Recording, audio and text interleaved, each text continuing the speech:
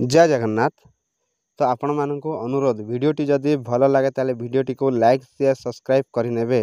तो देखो वर्तमान विधानसभा एमएलए श्रीजुक्त प्रफुल्ल प्रधान एलिमेंटारी शिक्षक मानकर ग्रेड पे वृद्धि ठिका उच्छेद संबंध में कौन प्रश्न करते से विषय में आपण मैंने देखु ये भिडटी जानतु।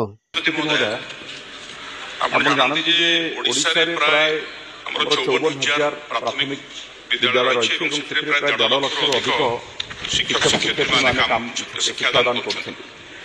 तो पूर्व ये प्राथमिक विद्यालय गुड़िक जो मैंने शिक्षक भाव में नियुक्ति पाते क्वालिफिकेशन रहा मैट्रिक सीटी ट्रेंड मैट्रिक सीटी टीचर हिसाब से विवेचित होते ग्रेड पे होता 2200 टंका से बेसिक 23,600 टंका पाते।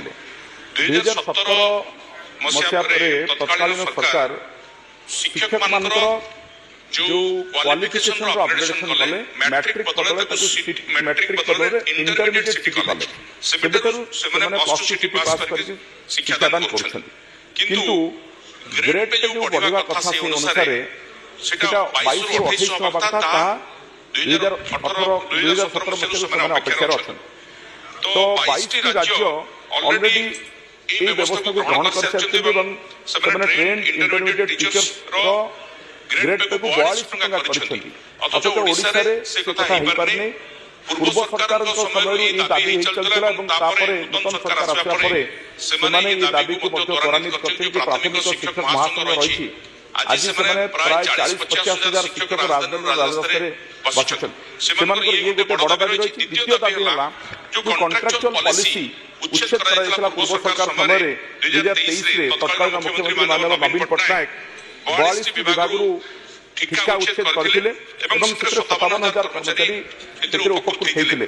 किंतु परवर्ती समय एलिमेंटरी एजुकेशन जो मैंने अच्छा भी ठिका उच्छेद होबार थिला।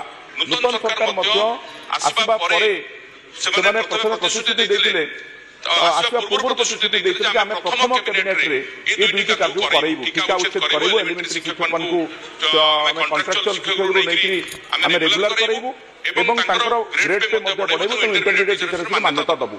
किंतु से कथा मत हला नहीं। 3 मास तले माननीय मुख्यमंत्री ठिका उच्छेद करेबू घोषणा करछन। किंतु 3 मास धरिक से अपेक्षा कला परे आज से राजरास्तार अच्छी से जो दाबी रही सेटा मु तो भावुँ निश्चित भाव में गोटे जेन्युइन दाबी ओडिशार शिक्षा व्यवस्था प्राथमिक शिक्षक मान निर्भर करुच्ची।